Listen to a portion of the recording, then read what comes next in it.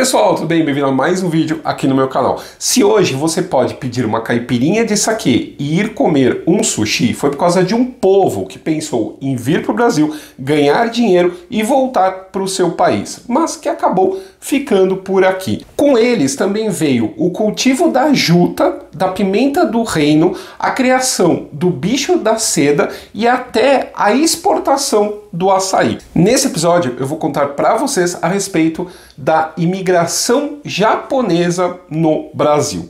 Os primeiros imigrantes vieram do Japão para trabalhar no campo e provavelmente sofreram muito com os mosquitos.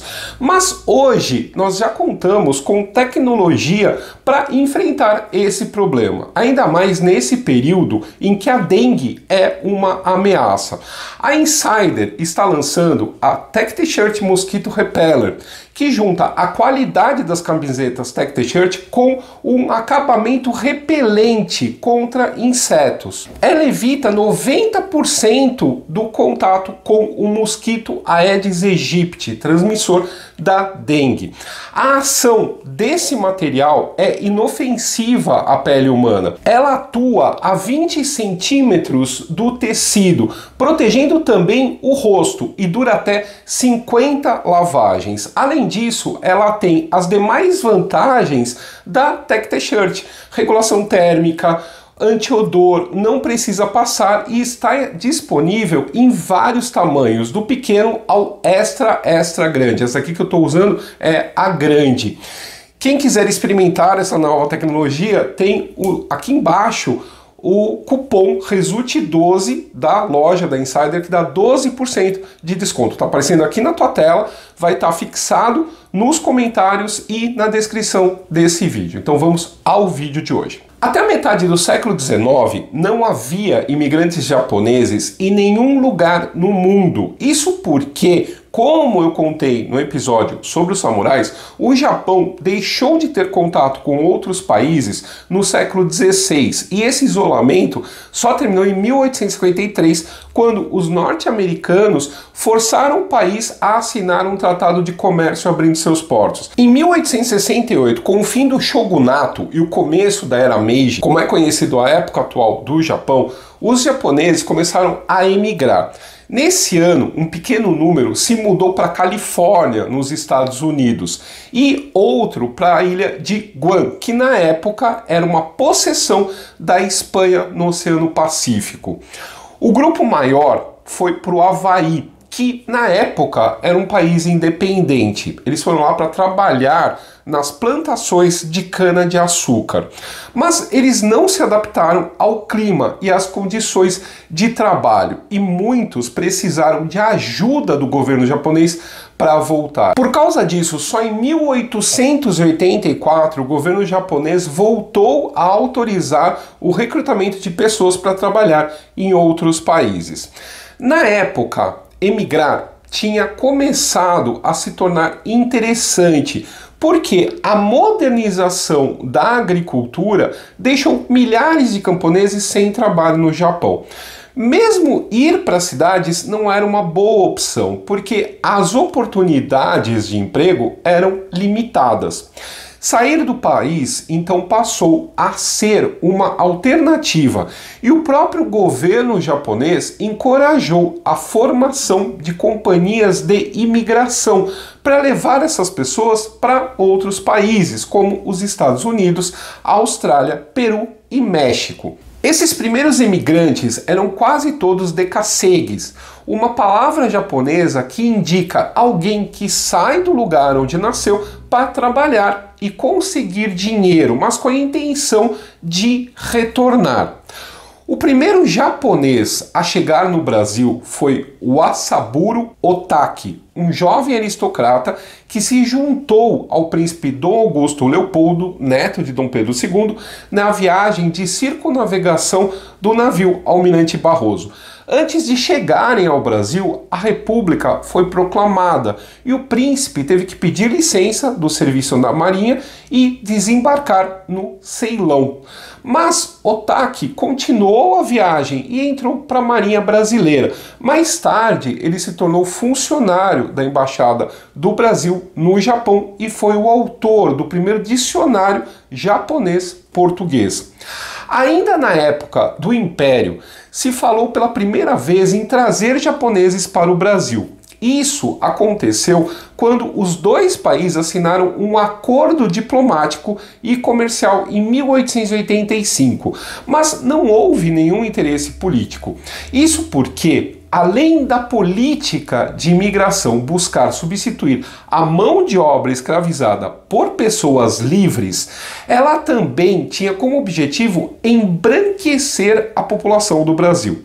Hoje, isso parece sinistro, nojento e qualquer outro adjetivo que você quiser usar. Mas na época, se acreditava que tinha base científica. Para a mentalidade racialista do período, os brancos, especialmente os europeus, formavam uma raça superior aos negros e aos amarelos, como eram chamadas as etnias da Ásia Oriental. No começo da República, em 1890, a imigração de pessoas não brancas no Brasil chegou a ser proibida até que uma lei regulamentou a vinda de japoneses e chineses 2 anos depois. Mesmo assim, os japoneses eram considerados inadequados, porque se achava que era impossível que eles se deixassem assimilar numa outra cultura. Muito antes disso, haviam vindo imigrantes asiáticos para o Brasil. Em 1812, o então príncipe regente Dom João, futuro Dom João VI, mandou trazer de Macau para o Rio de Janeiro um grupo de chineses para introduzir o cultivo do chá. A experiência não deu certo e a colônia desapareceu.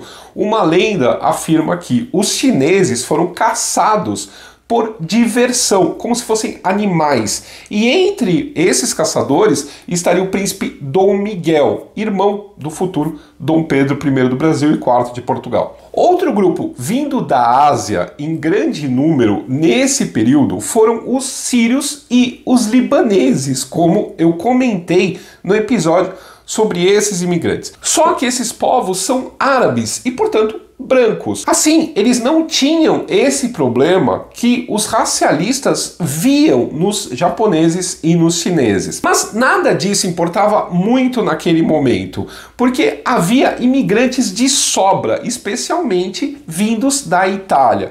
Só entre 1893 e 1904 entraram no Brasil aproximadamente 500 mil pessoas dessa nacionalidade, o dobro dos espanhóis e portugueses somados. A maioria tinha passagem subsidiada com a condição de ficar 5 anos trabalhando nas fazendas de café para pagar a dívida. Só que em 1902, devido às denúncias de más condições de trabalho, o governo italiano proibiu a imigração subsidiada, fazendo o número de imigrantes despencar. Esse foi o momento certo para tentar trazer imigrantes de fora da Europa. Em 1905, Fukashi Sugimura se tornou o novo chefe da delegação diplomática japonesa no Brasil e logo tratou sobre esse assunto com o governo brasileiro e com os fazendeiros, especificamente do estado de São Paulo. Sugimura achou que havia muito entusiasmo pela ideia de receber imigrantes japoneses e se apresentou para fazer um relatório ao seu governo sobre isso. O documento foi publicado nos jornais japoneses em dezembro do mesmo ano e choveram pedidos de informações de pessoas interessadas, embora o governo japonês nem tivesse ainda analisado a viabilidade dessa imigração. Uma das pessoas que leram o material foi Ryo Mizuno, presidente da Companhia Imperial de Colonização, a estatal responsável pela ida de japoneses para o exterior. Ele estava indo visitar o Peru e a Argentina e conseguiu visitar também o Brasil. Mizuno conseguiu negociar para a retirada dos impedimentos legais que ainda existiam, permitindo assim iniciar negociações para a imigração dos japoneses. Enquanto o acordo não saía, Mizuno apoiou uma experiência inspirada no relatório de Sugimura. Um juiz chamado Saburo Kumabe resolveu largar tudo e fundar uma colônia agrícola no Brasil. Ele recrutou um grupo de jovens, pegou a família e veio, com a cara e com a coragem. Eles foram os primeiros japoneses a se instalar no país, 7 meses antes do começo oficial da imigração. O problema é que nenhum deles tinha experiência com agricultura. Kumabe chegou a trabalhar como enrolador de cigarros em São Paulo até que Mizuno veio ao seu socorro, conseguindo que o governo brasileiro cedesse uma área para o projeto, a Fazenda Santo Antônio, em Conceição de Macabu, no estado do Rio de Janeiro. A experiência não deu certo e a colônia acabou em 1912. Kumabe se mudou para o Rio de Janeiro, onde faleceu em 1926, mas 2 filhas dele foram as primeiras japonesas a se naturalizar brasileiras. Em 6 de novembro de 1907, Ryo Mizuno assinou um contrato com a Secretaria de Agricultura do Estado de São Paulo para o envio de 3.000 imigrantes japoneses para trabalhar na lavoura de café. O governo brasileiro aceitou subsidiar a vinda, mas com uma exigência: só seriam aceitas famílias, não homens solteiros. Isso era justamente para evitar os decassegues, que vinham já pensando em voltar. O interesse do governo era que essas pessoas se fixassem aqui. Mizuno tentou convencer os brasileiros de que isso ia dificultar o recrutamento, e o máximo que conseguiu foi uma promessa de que qualquer coisa parecida com uma família já servia. O resultado foi que muitas das famílias recrutadas nas primeiras levas eram famílias só para brasileiros ver. Junto com cada casal vinha uma porção de parentes que eram primos distantes ou nem mesmo isso, eram só conhecidos que inventavam um parentesco qualquer. Mesmo os casamentos muitas vezes eram de fachada. Como resultado, das 781 pessoas que se inscreveram na primeira leva, 600 eram homens e só 181 mulheres. Muitos nem tinham experiências com a terra. Além de agricultores, havia também policiais, condutores de trem, professores e até um sacerdote budista, o Tomojiro Ibaragi. Em 28 de abril de 1908, os imigrantes zarparam do porto de Kobe, a bordo do navio a vapor Kasato Maru, que tem uma história muito curiosa. Originalmente, ele era um navio hospital russo chamado Kazan, que foi afundado pelos japoneses em 1905, durante a Guerra Russo-Japonesa. Os japoneses recuperaram o navio, adaptaram ele para ser um navio de passageiros que logo passou a transportar imigrantes. Mas esse não foi o fim das aventuras do Kasato Maru. Mais tarde, ele se tornou um navio de pesca e acabou sendo afundado no finalzinho da Segunda Guerra Mundial, ironicamente, pela União Soviética. A viagem durou 52 dias e os imigrantes desembarcaram no Porto de Santos em 18 de junho. Dali, eles seguiram de trem até a hospedaria dos imigrantes em São Paulo, de onde foram levados para 6 fazendas de café no interior do estado. Uma delas era a Fazenda Dumont, onde cresceu o inventor do avião Santos Dumont, como eu já contei nesse outro episódio. Na época, ela já não pertencia mais à família. Como os imigrantes não falavam português, cada fazenda tinha um intérprete, mas a ajuda parava por aí. Na verdade, eles tiveram uma grande decepção na chegada. As casas destinadas a eles eram pouco mais do que cabanas e não tinham nenhum móvel, nem camas. Eles eram obrigados a dormir no chão. Os japoneses também estranharam o clima e a comida. Além disso, o trabalho era supervisionado por capatazes, alguns dos quais faziam esse trabalho desde o tempo da escravidão e tratavam os imigrantes como haviam tratado os escravizados. Como desgraça pouca é bobagem, né? Como se não bastasse tudo isso, o navio atrasou e os japoneses chegaram no meio da colheita num ano ruim para o café e demoraram para se adaptar. Como consequência, eles colhiam pouco e ganhavam tão mal que o que sobrava depois do desconto da passagem quase não dava para se sustentar. Se os novos patrões esperavam que esses recém-chegados iam aceitar tudo calados, estavam muito enganados. Menos de um mês depois, eles encaminharam um protesto para o escritório da Companhia de Imigração, no qual afirmavam que se fosse para trabalhar em troca de comida, eles nem teriam saído do Japão. A pior fazenda era justamente a Dumont, e a companhia decidiu retirá-los dali e levá-los de volta à hospedaria dos imigrantes em São Paulo, onde alguns homens solteiros conseguiram trabalho na estrada de ferro. Os outros foram distribuídos pelas fazendas restantes. Isso não acabou com os protestos e conflitos que aconteceram em todos os lugares, exceto na fazenda Guatapará.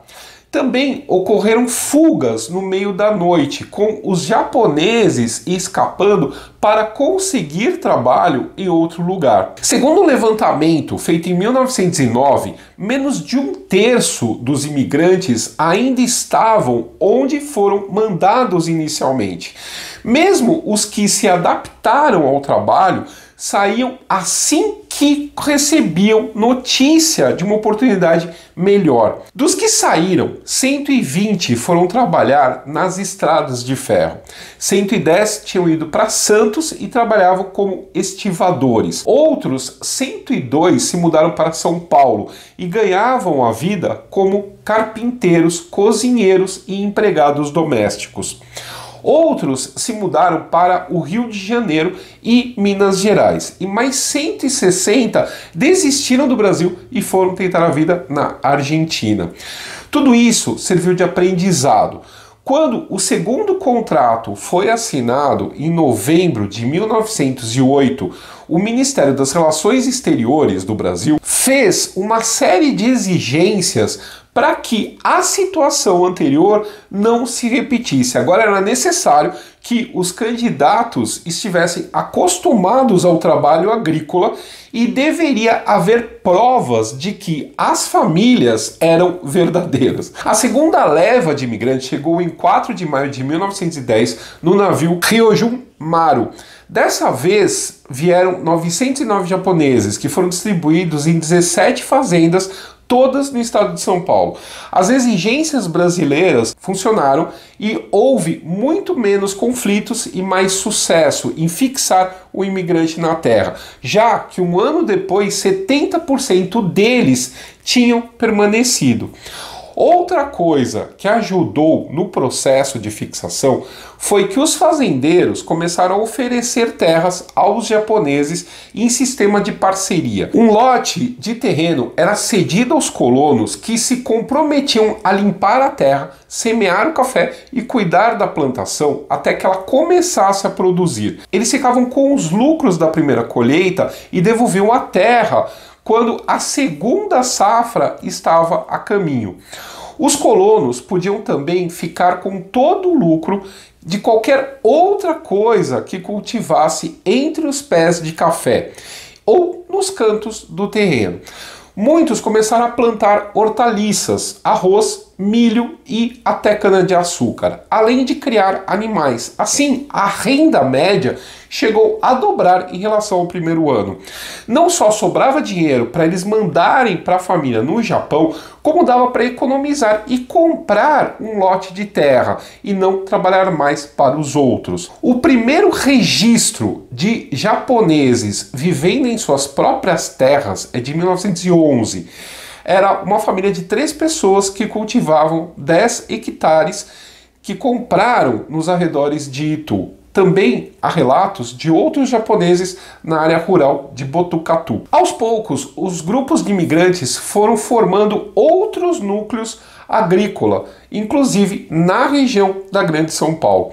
Um desses núcleos foi a Vila Cotia, fundada em 1913, que se dedicava principalmente ao cultivo de batata. Em 1927, esses agricultores criaram a Cooperativa Agrícola de Cotia, uma das maiores do gênero no estado de São Paulo, que funcionou até 1994. Com o tempo, o plantio de hortaliças ficou associado com uma atividade típica da comunidade japonesa em São Paulo. Ao mesmo tempo que esse grupo se instalava em Cotia, os japoneses que tinham ido trabalhar na cidade de São Paulo começaram a se instalar no centro, na rua Conde de Sarzedas, onde era fácil encontrar quartos baratos para alugar. E como a gente viu no episódio sobre a imigração sírio-libanesa, quando os imigrantes se instalam num lugar, os outros que chegam acabam se fixando pela região. Mais tarde, os japoneses foram se espalhando pelo bairro vizinho, a Liberdade, que acabou se tornando sinônimo da presença dessa comunidade em São Paulo. Nessa região surgiu em 1914 a primeira escola japonesa, a Taisho. Conforme novos imigrantes foram chegando, eles tiveram que enfrentar um novo problema: o crescimento dos movimentos anti-japoneses ou anti-nipônicos. Havia uma impressão de que os japoneses se recusavam a assimilar a cultura brasileira, porque boa parte continuava tentando viver como no Japão.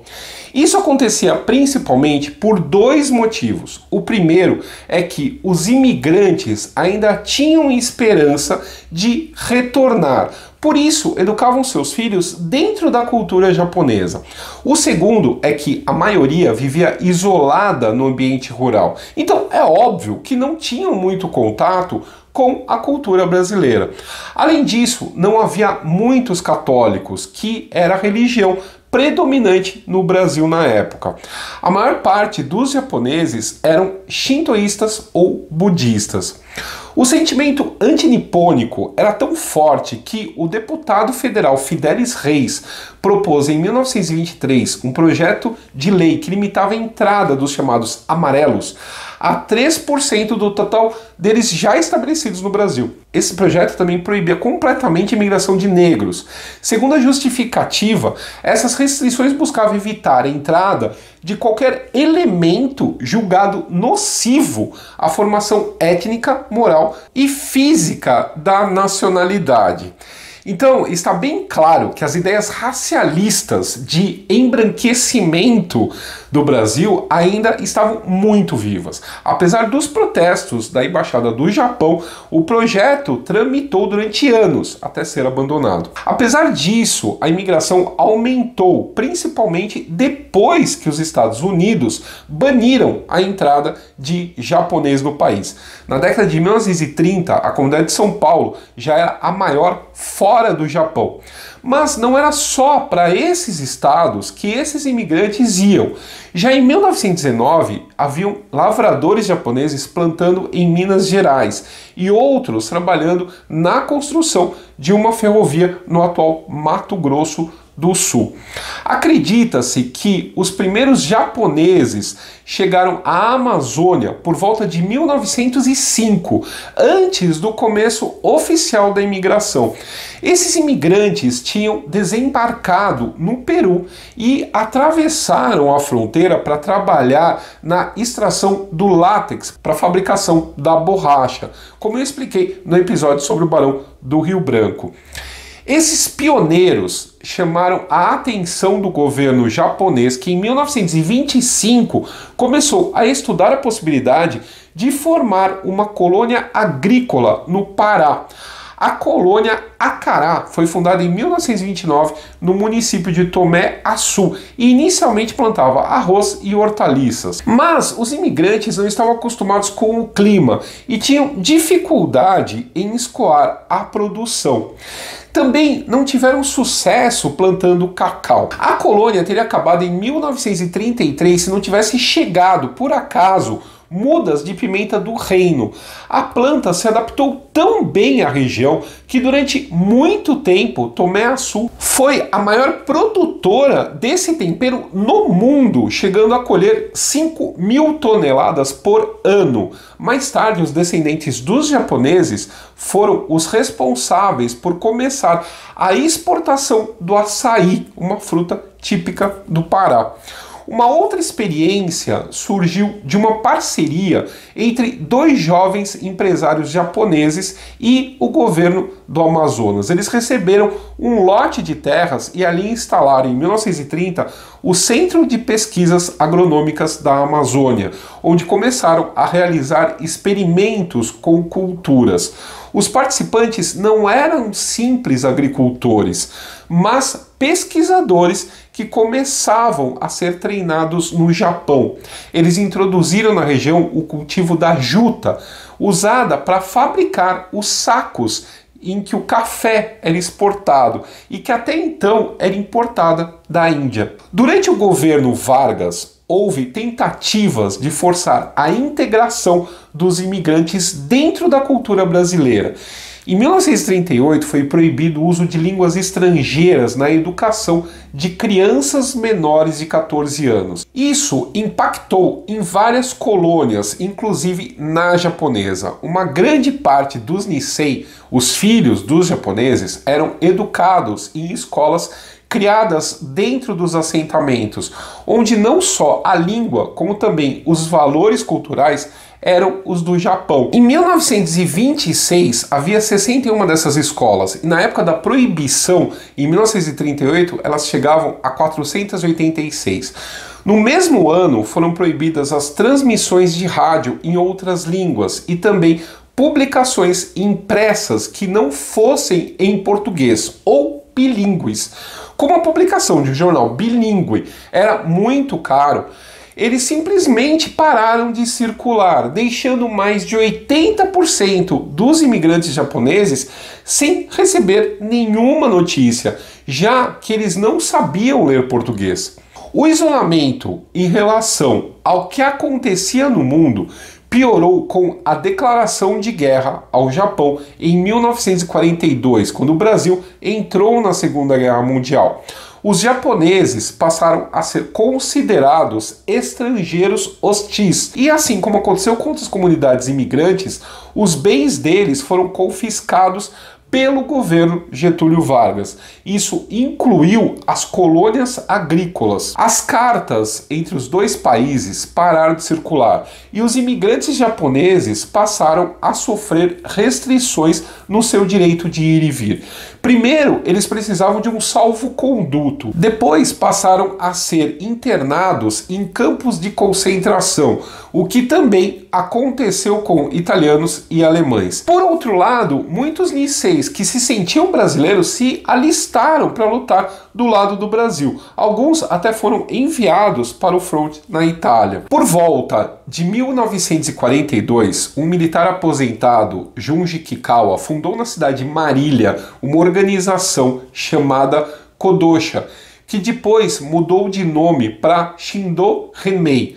Mais tarde, a organização transferiu sua sede para o bairro da Saúde, em São Paulo, e chegou a possuir 64 filiais, mantidas com doações dos associados. O objetivo declarado da Shindo Renmei era defender os japoneses de ataques, só que ao invés disso, eles atacavam os próprios imigrantes que não apoiassem o Japão na guerra. Até agricultores que plantavam menta e criavam bicho da seda se tornaram alvos. Esses produtos eram exportados para os Estados Unidos para serem usados para fins bélicos. A menta entrava na fabricação de explosivos e a seda era matéria-prima para os paraquedas. Os membros da Shindo Henmei tentavam forçar os japoneses a parar com essa produção e, quando não conseguiam, sabotavam os produtores. A derrota do Japão em 1945 tornou a situação ainda mais complicada. Embora a declaração de rendição tenha sido transmitida pelo rádio, os negacionistas se recusaram a acreditar que fosse verdade.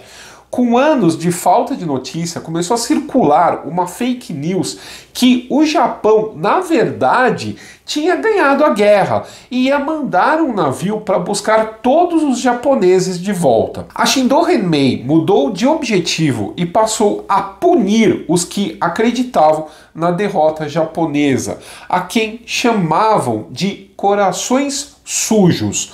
Os derrotistas eram geralmente os japoneses mais próximos, que eram mais integrados à sociedade brasileira e, assim, tinham mais contato com as informações que veio de fora. A Shindo Henmei mandava cartas ordenando que os considerados traidores cometessem suicídio. Quem se recusava era assassinado.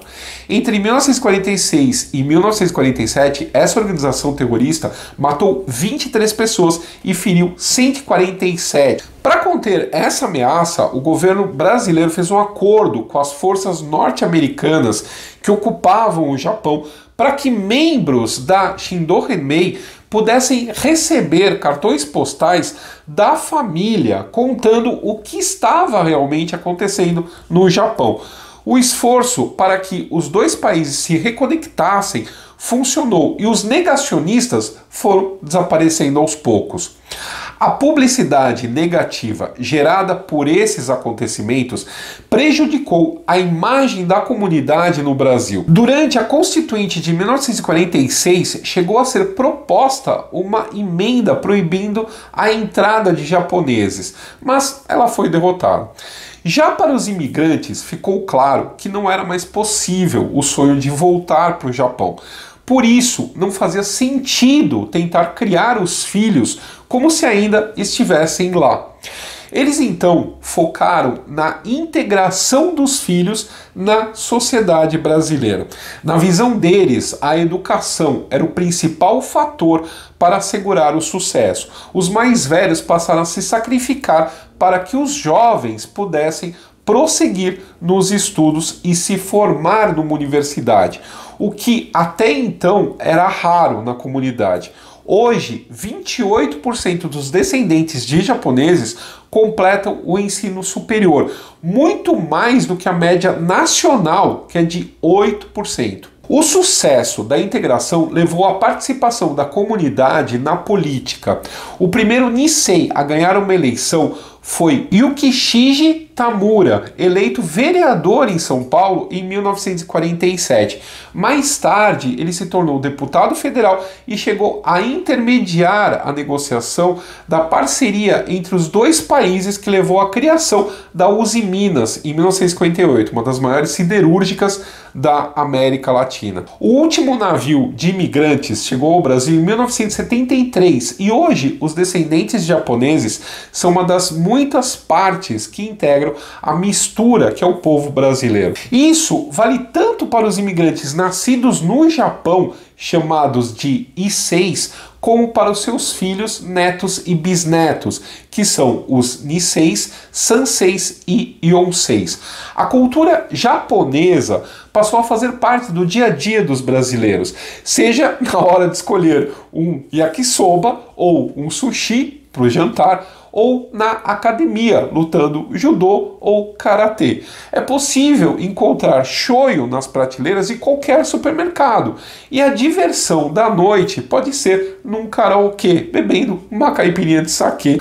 Os jovens podem fazer cosplay de personagens de anime e mangá. E se eles não estão indo muito bem nas aulas de matemática, eles podem ir procurar reforço nas escolas Kumon, que usam um método criado no Japão.